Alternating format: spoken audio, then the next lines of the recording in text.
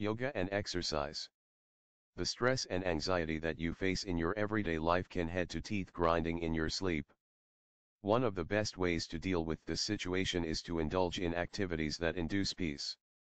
Including yoga and exercise in your daily routine can help improve the functioning of your immune and circulatory systems.